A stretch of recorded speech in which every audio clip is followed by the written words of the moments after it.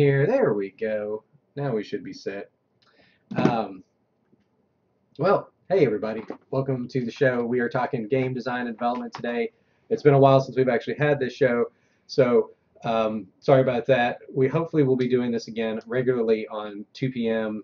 on Wednesdays. And I think next week what I'll probably do is get back into Photoshop and start doing some Photoshop stuff. I've actually got a Photoshop job this afternoon to do, so I'll be relearning a lot of the Photoshop tools that I forgot about over the years, which is easy to do if you don't use it for a long time. And the software continues to be updated for better and for worse, of course, thanks Adobe. But my guest right here, Ryan Waller. Howdy. And okay, so tell us what you do right now. What is it that why in the hell are you on the show? That's a great question, actually. I was just driving by, and you said you I was waving people down. I had a cool shirt on, so I came in. Yeah. No, so we currently are developing Thunder God Battles, which is a mobile match 3 battle game. If you think Candy Crush or Zookeeper, it kind of has that element to it, but with competitive elements to it.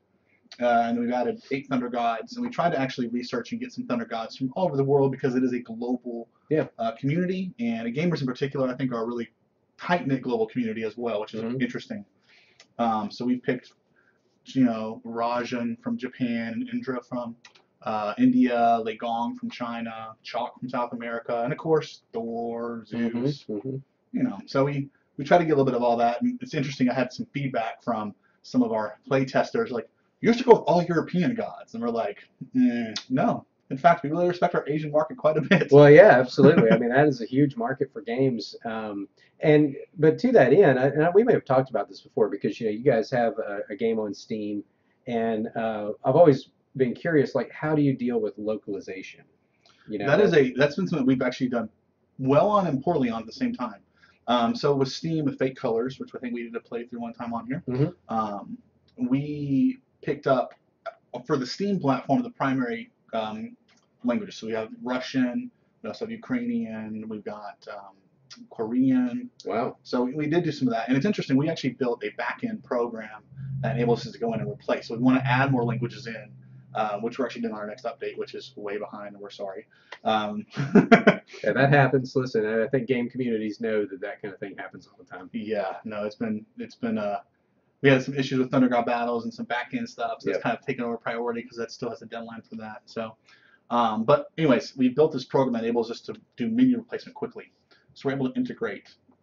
We can use that on others. So this is based in we designed it in Unity, and so we've developed that for Unity specifically. Oh wow, you guys made that. Wow, that's excellent. I cannot take any. Hafid Bakush, my lead programmer and associate producer.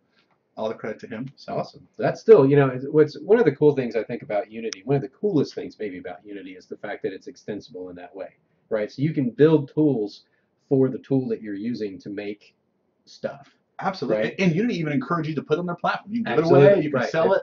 They've got a whole, what is that called? Asset store. Asset store, yeah. Yeah, and there's so much. You guys, if you're interested in game design even casually, it is a great, in my opinion, it's the best platform to start on because it actually delivers. You could make a AAA title with it. Right. Not as effectively as the Unreal Engine, but sure. You could definitely start there and learn. And there's so much assets. There's so many free assets on the asset store. Right. Especially kids. I always want to see young people, get into game design because I feel like there's a mental element to game design that's lacking in our culture. Yes. We don't have critical thinking skills. Right. And I feel like game design really helps spur that. Actually, I know that it does from a design perspective specifically. So. Yeah, well, we've got, as a matter of fact, we've got Jeremiah 2168YT. I don't know, maybe that means YouTube or whatever, but I want to thank you for joining. And in fact, I don't know if he's a young guy. I find out a lot of young guys are on Twitch, absolutely, and they watch stuff. So I think this is important for y'all to hear, what it takes to do these sorts of things and whatnot. And you're right, like, so Unreal, you sacrifice ease of use for the power. Right. Right. I mean, Unreal is not an easy thing to just jump into and start using, whereas Unity. Definitely lower barrier in terms of getting used to the tools and all that, right? I feel like the Unreal Engine 4, the newest iteration of the Unreal Engine, has done a really good job of trying to assimilate some of those harder aspects into ease of use for the consumer. Unity has more tutorials available, so there's a lot more ready information. And again, if you're a starting developer, definitely go with Unity because again, the free assets, but also Unreal takes if you make a game, they get 5% off the top Right, before right. everything. So that And Unity's deal is that you've got sort of a tier, right? So right. you've got like the entry level tier, but it has to be branded in some way or something with Unity's The Unity thing. pop-up screen. Yeah, yeah. And then there's like a sort of an enterprise, but also, and it's been a while. I actually used Unity back when it was a Mac only tool. Yeah, that was the original back The in the day. Yeah, I original, remember yeah, those. yeah. And I mean, I remember when that team, Hegelson and like that whole group were in one of their parents' basement, like creating this thing on iMacs or something. Was At the that time, it was late crazy. 90s? It was like early 2000s anyway, and to see it grow from those humble beginnings to like where it is now is just insane. Of course, but a big part of that was the mobile revolution, and that was what I remember was getting it, and you could like code once, deploy every, it was this whole They were they concept. were really the first people to do. Give them Exactly. credit for the vision. David. Yeah, David. He Yeah, talking about a vision for a company. I mean, because he was ahead of the mobile game before mobile game was going on. Because exactly. mobile changes every month. It's changing, and they had that vision of, hey, if we can do this in easy deployment, Yeah. and do it right. So Yeah, well, and it was funny too, right? Because they sort of pushed Apple to accept third-party development tools. yeah, they There are did. so many great games that have been made by Unity, and you knew because a lot of those you saw the pop-up things that you made with Unity, right? And these were people who were, they were amateurs, they were just messing around and whatnot. I know I was working on something that was going to be terrible. You're Oh, it was awful. It terrible. was like Turd Racers or something like that. It was just awful. It probably would have done well in the early days of the App Store. It would have, absolutely. Actually, this is a fact, totally random. The #1 app in the App Store in the App Store for the first year was a farting app. Yeah. It was like the #1. It was like $2.99. Wasn't that iFart? Yeah. I think, yeah, because that's like the only one I think on the store now. Yeah, they had so many clone. Yeah. They Well, pulled it all. it makes me sad because just to divert on fart apps for a minute here, but Very important part of the yes, exactly. It makes me sad a little bit though because I actually have a video. If you look on YouTube for fart apps, my video is one of the top 3 on there. Okay, and this is from, like I said, this is like from the first year of the App Store. I did like 20 or so fart apps in like this 30-second video. And I was sort of impressed with the diversity. There were some that were really interesting, and there was one that it was like a finger like this. It was sort of, like the hand of God painting or whatever, Michelangelo. So it was like this. And what was funny was that you could start here and push and go around like that and play it like a theremin. It would be like, but it sounded like a fart. And I swear to this day, I don't know how they did that. Like, I'm not sure how they got the accurate fart noise, but you could play They it. probably got the mic and put a butt up to it. And, I think that's what it is. And then they mixed it, but they did something. And the other thing, too, is that at that time, particularly in that first year, I actually have, or had, I don't know if they've pulled it yet. They should start pulling some of these ones that haven't ever been updated, like mine. That was called Love Teller. And I remember trying to code that myself, but the problem was to do sound at the time. To do custom sounds, you had to drop down to C. Yep. And C was just like right over my head. Xcode. Yeah, I mean, I could do Objective C, like that made sense, and they had framework. I mean, now it's no big deal, but back then you have to drop down to C to do custom sounds. I was just like, what is going on here? So I had to get another guy who is local, and he did a lot of .NET programming, but he knew C and he knew all these other languages, and he did most of the heavy lifting on the programming. So anyway, we were talking about, speaking of which, Unity took away the problems of that. So for people who just wanted to make games, they didn't have to worry about C. I mean, I can't imagine. You think about this for a minute, right? Early days, you had to know OpenGL, you had to know like all this like low-level stuff. Right, exactly. All those different coding languages. Yeah. If you want to go on Visual Mobile, you have to have Java. And it was like you're coming to you're going to bastardize this baby out of like all these different elements. You know, it's like playing Dr. Frankenstein with programming. Exactly. So you guys use Unity, and how long have you been using Unity? Oh man. How long have you been messing with it, I should say? Yeah. Like actually know what I'm doing with it versus how long have you been playing with it? Right, yeah. Probably 7, 8 years now. Wow. 7, yes. 2015. Yeah, 7. 2008. But I've really in the last 4 years, when I really got serious about, okay, this is what we're doing. Actually, I quit my job and moved into this. Right. That was when it was, okay, this is real. I need to learn this. I need to actually know what I'm doing. Yeah. And I'm still learning. They update software all the time. Oh my gosh, yeah. The new Unity 5 definitely was a good move, especially for 2D programmers. They did a lot of good stuff for 2D. I'm not a 2D. That's not really our focus as a company. But from a platform development for 2D, huge progress for them. And Unity, is it still like you pay extra? So if you want to deploy to like these other 3 platforms, you pay extra for that, right? So here's how the way it works. So now you get the Unity base. Anyone can get it. Download it for free. You can make PC, Mac, and you can make Windows Phone, Windows Store, and BlackBerry are included. So you can deploy to those at no cost. You have the Unity pop-up that says made by Unity. But you can do that, which I thought was a great move by them. That's a great move, and a great move from. I mean, is Microsoft helping them out with some of the thing there? Because like, it's certainly a way to promote making stuff. As we know, the Windows Phone was lacking. The problem with the Windows phones are actually great phones. They are. They're great hardware. Their app store is it's getting better, but it's I want to help you, Windows Store. I really do. Oh, I know. And like you said, it's the hardware. I've been looking at a Windows Phone for like a work phone, basically. I love it. The battery life, the camera quality on it. Yeah. Like, okay, Microsoft, I'll give you a little shoulder pop on that. But that's Storeo. It's bad, and they're doing. They actually just did a big, huge. I just got an email this week that they're trying to do some help your apps get promoted better within. Oh, cool. And they're also doing a better job about removing what Apple has a huge problem with, which is here's the Victor game. Well, I'm going to take the Victor game and make it the Ryan game, but it's the Victor game still with different graphics. We call it cloning. Yep. But they have done a good job of cracking down on that. So, but yeah, so back to the Unity thing. You get those for free. If you want to upgrade to the Pro version of Unity, which gives you more assets, higher end assets like lighting, water, there's a lot, but that's the basics people recognize. That's $1,500. If you want the iOS option, that's $1,500, and if you want the Android, that's $1,500. So if you want to deploy across the board, that's $4,500, which is still pricey, but it's at least attainable for someone. To do. Well, I mean, if you're starting a business, I remember I taught 3D Studio Max for a while, right? And I think that package was about $2,000. $2,200. Yeah. $2,280, I think. It was yeah.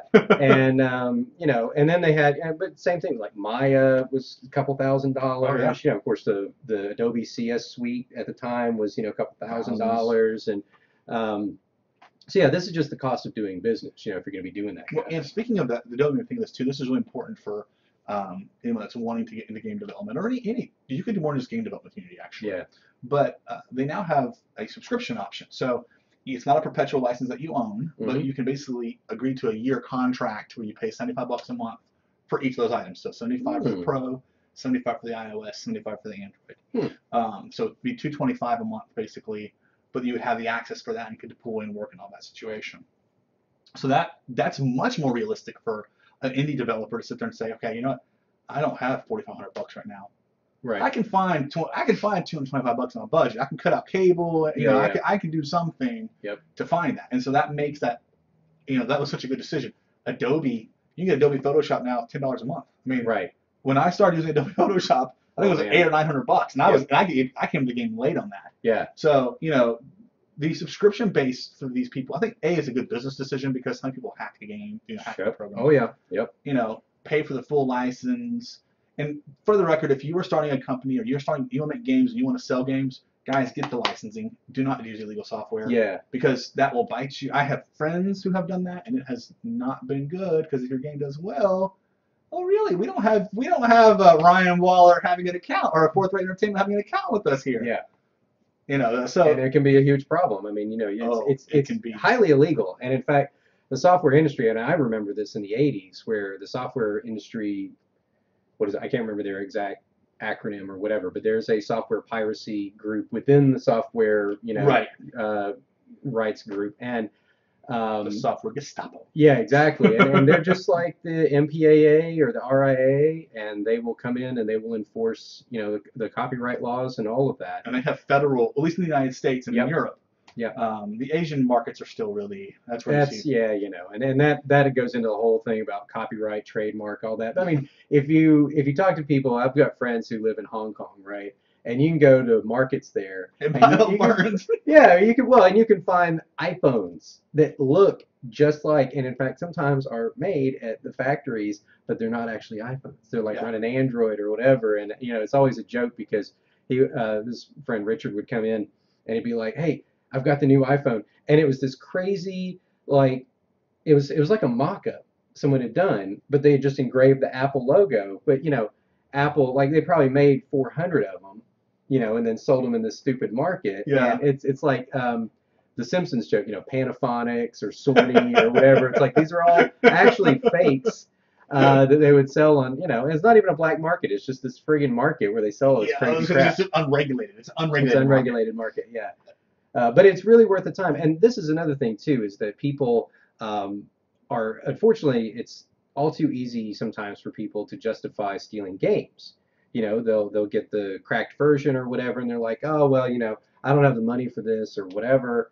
Yeah, but the problem is your costs are not zero. No. And you've got people to feed, you've got a house to keep up, and those sorts of things. So people say, well, it's not a victim, it's a victimless crime, and it's like, no, it's not. Not at all. This was work that people did. I'll tell you, I actually got an online debate, genius me, Yeah.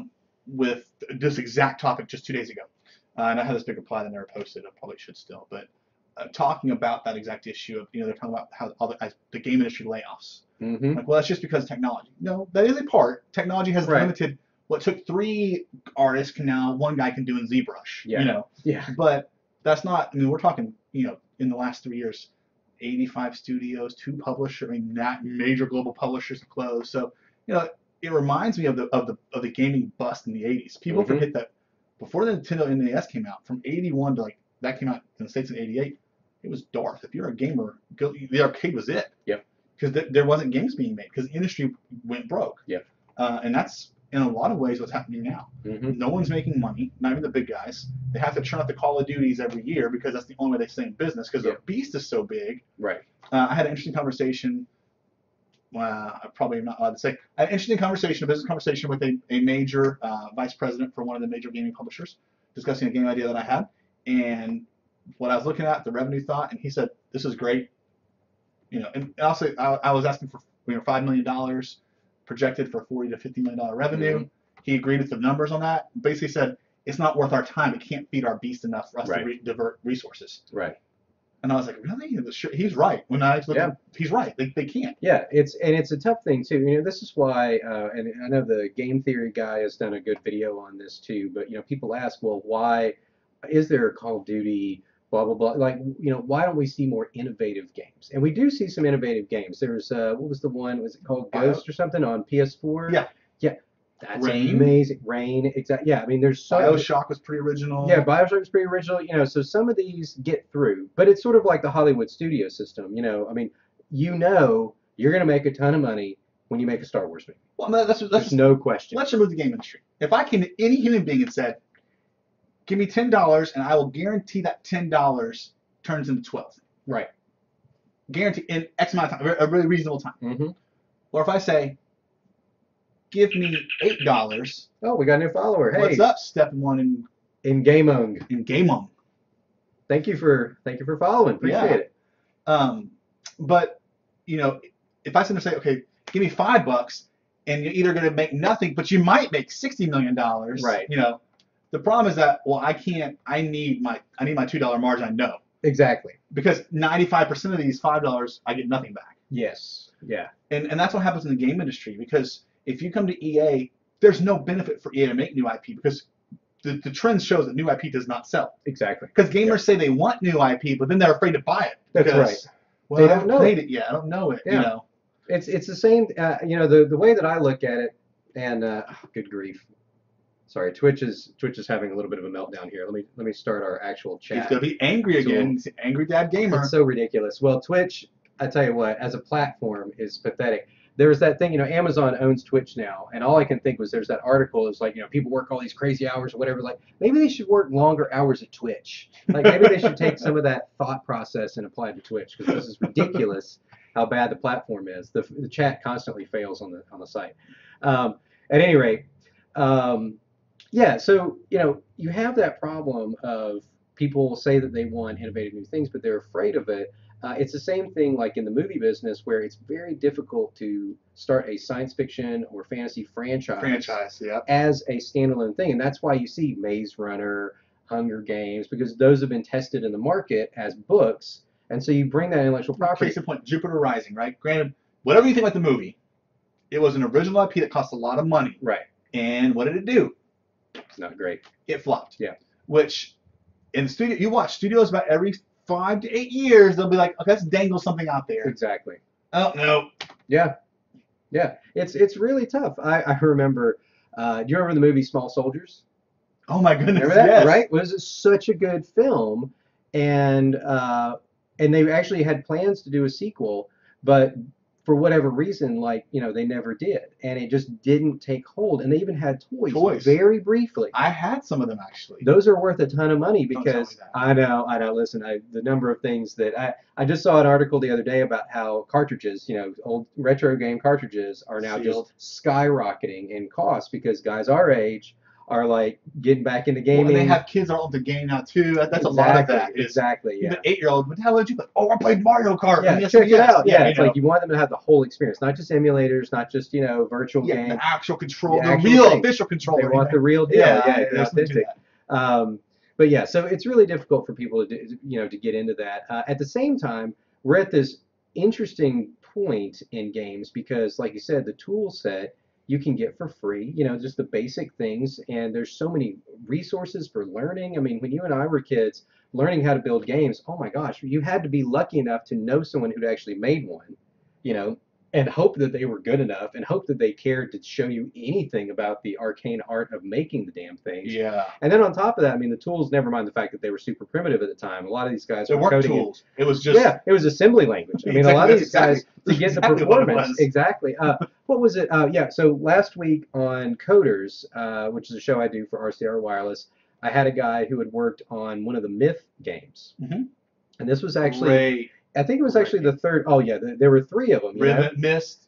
Oh no. Myth. Yeah. I was thinking Mist. This is the one that was like you had like a little army, and you would tell them to go, and it was like a faux 3D. It's Bungie. It was Bungie. Yeah. Exactly. I love those. Actually, those are the best of the characters because your characters would stay with you and love. Yeah. Exactly. Yeah. It was incredible, so and it had this sort of faux 3D. Like he said that the physics. Hey, what's up?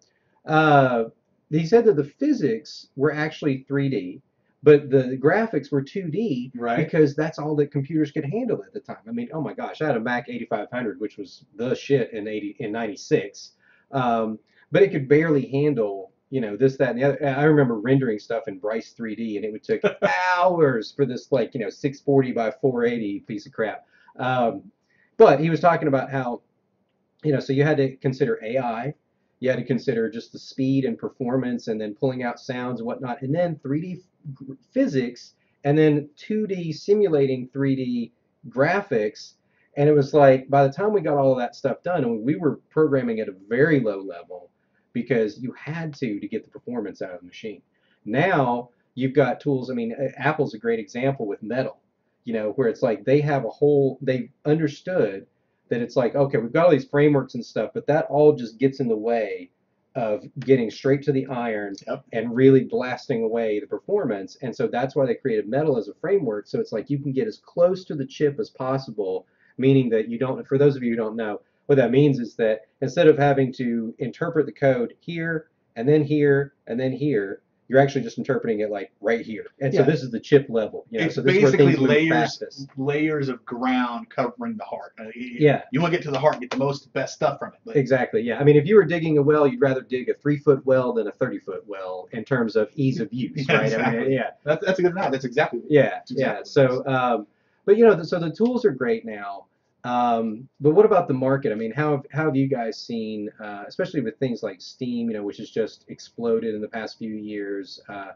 How do you think, in terms of distribution, how has that helped you guys out? So, it's going to be a love-hate situation. Mm-hmm. The industry is the worst it's ever been right now. Literally, if you talk to across the board. Financially, for businesses, it's very difficult to make a case. If you're a casual developer, yeah. I like making games for fun, and I want to get a game out there. Could not be a better environment. Gotcha. If you're wanting to make, I think a lot of people think of game business is I have to do this full time, or I don't get paid at all. I just do it as a hobby. But there's a good medium of it. If I work a 9-to-5 job or a normal job, but I have a great idea and the tools now we make this great idea, and maybe I make $5,000, $20,000, $30,000, in 2 years on it.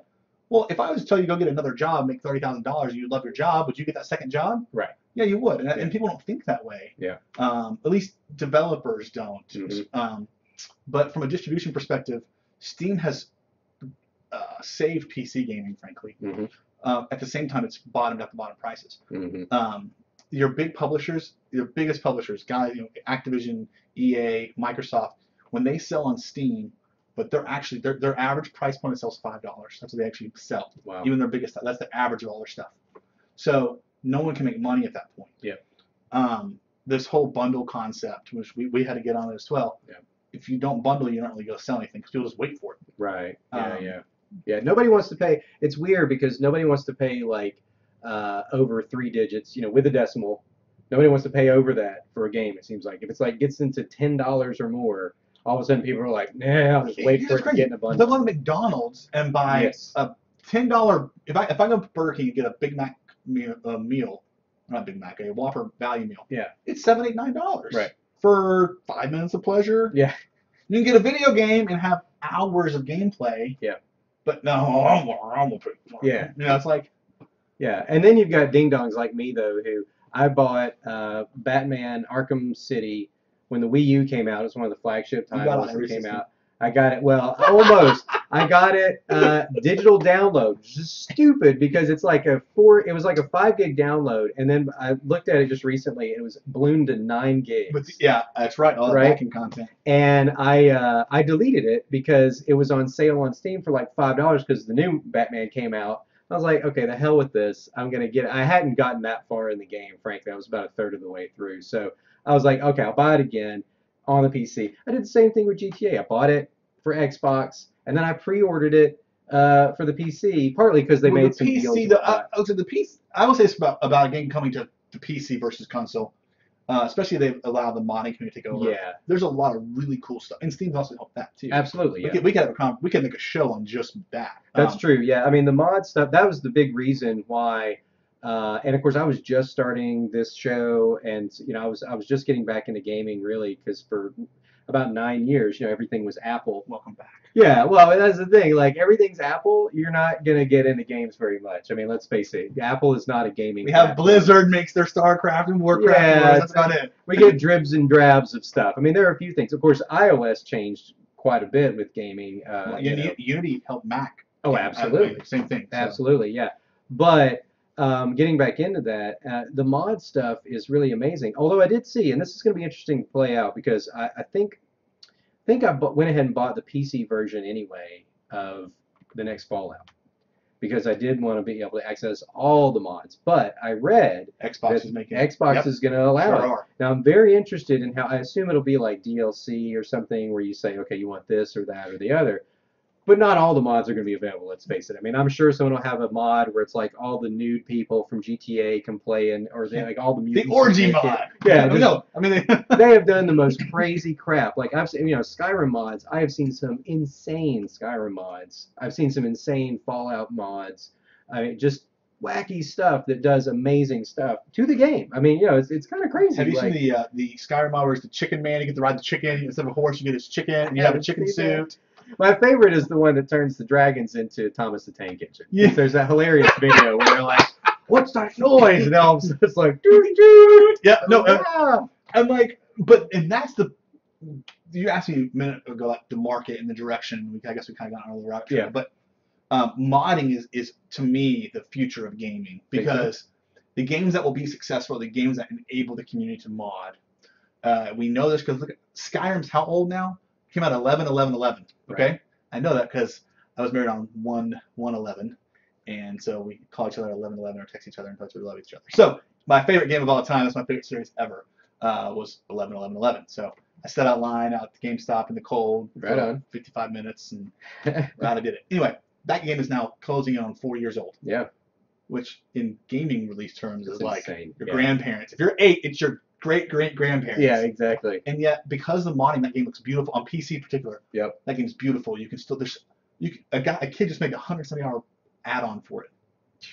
A really professional quality, Yeah. 170-hour add-on. So that's the future. Yeah. Because how do you create longevity? Skyrim's still in the top 50 games on Steam. $5. I mean, find me a game on console that's selling at a store for $5 all the time. No way. Yeah. It's done. And they have a shelf life of 2 to 6 months. Even the crappiest, like even these old Wii games and whatnot, you can't find a single one of these. Of course, some of these are kind of rare now. I'm sort of proud of the fact that I've got the first Cooking Mama. My little brother, I gave one to him, though, that was A Boy and His Blob. Yeah. And that goes for like $70, $80 now, I think, for some reason. But it's a beautiful game. It's a really, really wonderful game. It's a very limited, kind of thing. But yeah, man, that's a good point. Mods, and so it'll be interesting to see how Fallout does mods on Xbox. I don't know. Did they say that they would be like charging for those? Yeah, so it's going to be paid. So, which also enables the indie or let's say you want to get into game design, modding is a great place to start. Yes. And the ability to actually make some revenue on that. I think like Steam right now, I think you get 20% of the mod on Steam on the Steamworks stuff. So if I make an item that sells for $2, I get 40 cents. Well, if it sells 10,000 copies, that's decent money. Yeah. I mean, first thing that I would have done on my own to begin with to learn. So there's definitely something to that. And I think the benefit, I actually think Fallout's will be better on the Xbox because it's going to happen is they're going to have a better filter for the mods in the PC version. So you're going to get the best quality mods. Right. Yeah. Through. And the other thing too on that is, and this is something that anybody who's modded, of course, has probably run into this. If you go away from the game for a while, especially on Steam, and it auto updates, and you don't update your mods, then you go to try to launch the game, and so I've got that with GTA 5 now, where I'm like, I haven't launched it in a while, and of course ScriptHook has been updated numerous times, and so has the game, but I haven't updated ScriptHook, so I tried to launch it, and it's like, it's a big read between the lines. Oh yeah. Game. But but I understand that, and it's at least not as bad as for example on the iPhone. I mean, Jailbreak takes advantage of security flaws, and there's a whole discussion around that. But the idea is that Apple's obviously trying to patch security holes, and so it's this constant cat and mouse game of, can I even jailbreak this device? To Apple's brain, they would much rather no one be able to jailbreak their device. Me too. Yeah, well, and I feel the same way. I've never jailbroken the App Store, so exactly, because Apple forces your in-app purchases to be on their back end. Yeah. So what happens is, I'm a small developer. I have 70 people that have worked for me in some shape or fashion. I have 2 employees that work for me, and then myself. The last 3 years, I have made a total personally of about $7,000 because I have to pay my guys first, and I got to keep the business floating. Yeah. Now, and that's not uncommon among business owners, Right. But last year alone, on just Apple, we had, because I had on just 2 of my products, I can track in-app purchases. $140,000 of stolen in-app purchases. That's mainly jail. That's almost all jailbreak stuff. Yeah. Now, the argument can be made, well, they would never have to begin with. Some of them would have. Yeah. And for someone like me, that's a big deal. Right. If I made $30,000, that's me hiring somebody else. That's me being able to expand my. And that's the big crux of illegal software, is that what you do is you are biting the hand that feeds you long term, because we can't be innovative because I don't have the revenue. Right. If Far Cry is a great example, everyone that downloaded Far Cry illegally, if Far Cry sold as many copies as are being played, even half of that, they could double their production budget and still be profitable. Yeah. Well, what can you do with that many more people? What can you do with that much more? Like, I just think about, I value people. As a company, it's not software. Software is not my company. Right. It's my people. If I don't have, for example, if I don't have a feed, if I don't have Brad, if I don't have Corey, if I don't have guys that help me make my stuff, I don't have anything. I have me and an idea. Or even just me. People bring the creativity. People bring originality. And the more brains you bring in, the more ideas. This is an interesting thing. Bethesda, who makes Far Cry and Skyrim, they allow, at the Christmas week of Christmas, they allow teams to do whatever they want. Solo or groups of 3 to 5. Do whatever you want in the game. So that's how we got to ride dragons in the Dragon expansion. That's how we got to build homes, because these were ideas. They took the best ideas that came out of that situation. One guy's entire idea was to make a pitch black cave. The entire cave, you can't have any light. It sucked all light out. It didn't get in the game, but they allow them to be in the world and think, okay, do something that you want. Do whatever you want, as long as in the confines of our world. Wow. So you couldn't have Thomas the Tank in it, but Thomas the Train. Right, but But original, anything, yeah. I mean, so one guy added footprints in the snow, for hunting. So you see, like, you think about that. Well, I would have never thought of that. Lead designer probably would never thought of that.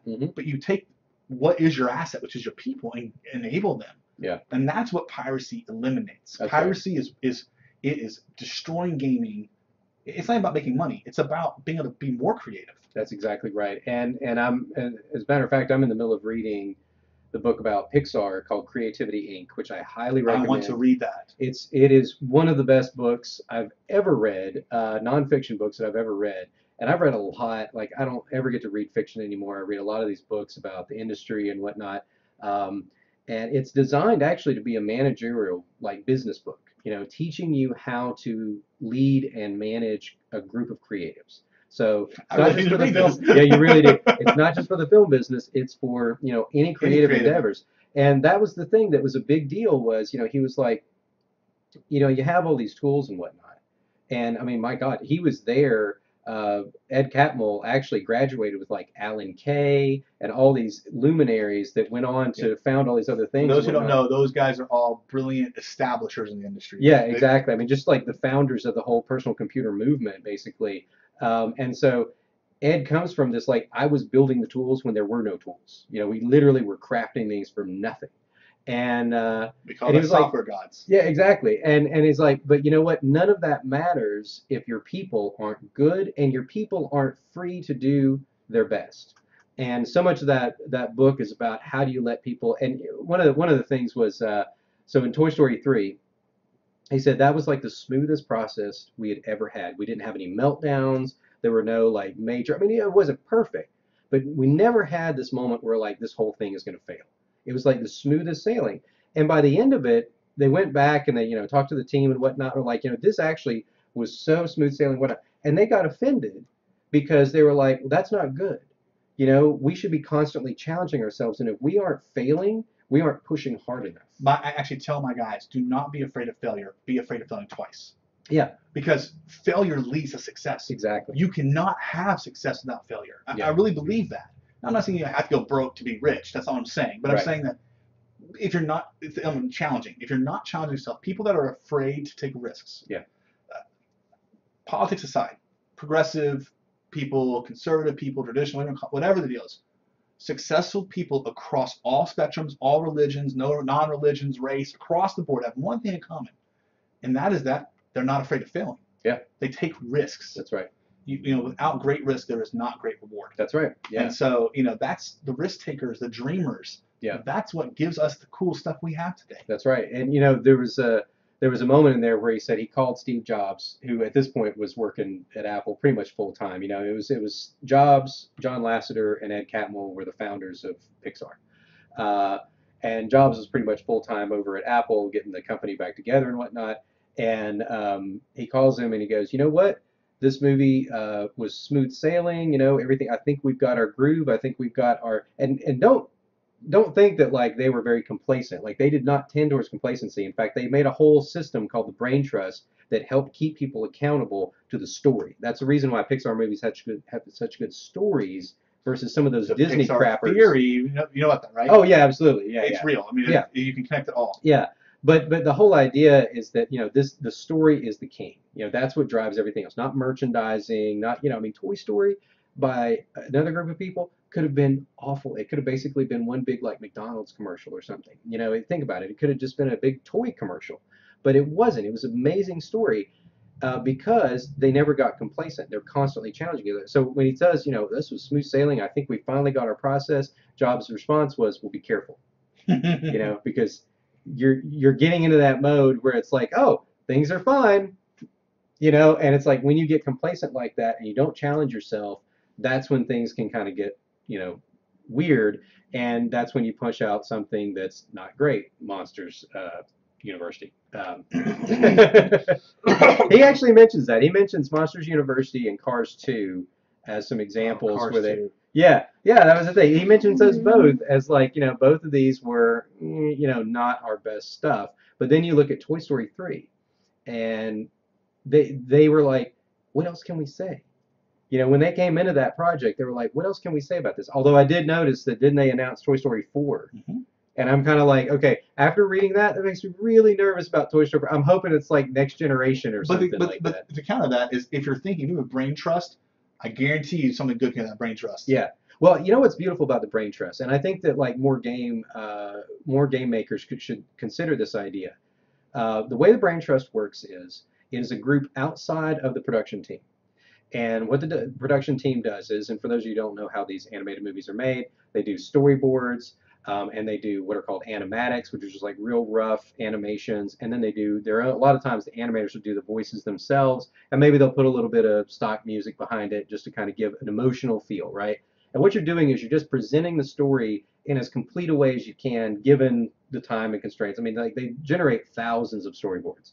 So they're doing this thing, and thousands, and they present this to the brain trust. Like every couple of months, they come in and they show the brain trust, and it's kind of like showing somebody a draft of something. You know, it's like, okay, here's, you know, handing it into your teacher to edit, and then they give it back. But here's the thing: the brain trust is not tasked with prescribing anything. They may make suggestions, but A, the production team is not beholden to any of those suggestions. B, what they're looking for are problems. They're not trying to come up with solutions. They're just looking for problems. That outside eye, because if it's confusing to them, it'll be confusing to the audience. Consumer, absolutely. If it rings hollow to them, it'll ring hollow to the audience. How many movies or games, for that matter, have you've watched or played, and you're like, who thought this was a good idea? Right. Like, really, this is such a blatantly obvious. Because as a developer or as a creative individual on a task with a goal and an end thing in mind, sometimes you get, good old tunnel vision. Yeah. Your ability to be objective is removed. Absolutely. It is removed. It is removed. Yeah. And so it's great to have that. Well, and that's the thing. He was saying the problem is that creatives in particular, they become beholden to ideas because the ideas are so personal. They're connected to them. So what they try to do is say, I'm not attacking you. We're looking at the picture, or we're looking at this thing, and like, here's a problem here. So it becomes a little bit more distracted and abstracted. And the other thing too is that, again, they're not prescribing. It's like, well, what you need to do here is this, and then the guy's like, what are you talking about? Why wasn't my idea good enough? And it's not that. It's, but creativity. Creatives are fragile people. Yeah, and he admits that. It's like, I mean, they got egos, but it's just like anybody else. Everybody has egos and whatnot. So it's a great book. I'm 4 chapters in, or 5 chapters in right now, almost halfway through, and he still is expounding and trying to explain the nitty-gritty of how that brain trust works. So there's a lot of nuance there in doing that. But you can imagine, game companies obviously test, they play test, they QA, bug testing, all of that, stress testing, even if it's a server-based game or whatever. Hello, Master Chief. Yeah, right. Oh, yeah. Sorry. Oh, listen. But the thing is that so many of these that are especially story-driven, I feel like should have more of a brain trust just for the story, because there've been so many times in games where you feel like that third act just kind of like got hurried out the door. It's like, we need to figure out a conclusion. We have to have this game finished and wrapped up in 24 months. Yeah, exactly. It's like, oh, it's just a dream, Mario, or oh, Gordon is now what? Like, what the hell happened to Gordon? That's Half-Life, folks. Yeah, that's a famous one where the ending, people were just like, WTF? Huh? Yeah, I agree, and again, that's also where piracy hurts, because it eliminates the ability to do that. And, exactly. I would say that you and I are more progressive thinkers than most. You're probably more so than I, but there's a lot of class warfare in our world today that happens, and unfortunately, there is a reality that not to say that there's not some validity to those things, because there absolutely is. But the argument here is, well, they're already making money. Well, they made $63 billion. No, they grossed $63 billion. Right. NVIDIA last year did $1.3 billion in sales. So the consumer sees $1.3 billion. They're rich. They made $25 million off $1.3 billion. Right. $25 million sounds like a lot of money, guys. Percentage-wise, that's nothing. That'd be like if you made cents on your paycheck. Yeah. I mean, and people don't see that. They don't see the reality. In terms of profit, I mean, put that in a calculator and look at what the percent profit is out of that. It's tiny. It's very, very tiny. And if you were running a store of your own and you had margins like that, or if you had that little profit, you would probably not be in business very long. And the other thing too is that it only takes a year or two of any kind of losses, and you're done. And you're done. It's like, it's not like they can take that 25 million and the next year it they're doing stuff with that money too. Best Buy, Radio Shack. Right. Those are companies that did billions of dollars or hundreds of millions of dollars in revenue, but they're making money. Exactly. And so I say all to say is, hey guys, buy a game a month. If you go to Starbucks 6 times in a month, remove one of those and go buy a video game. You will help if people just do that little simple move. It's like giving money to a child. If I give $1, well, what's me giving $1 to starving kids?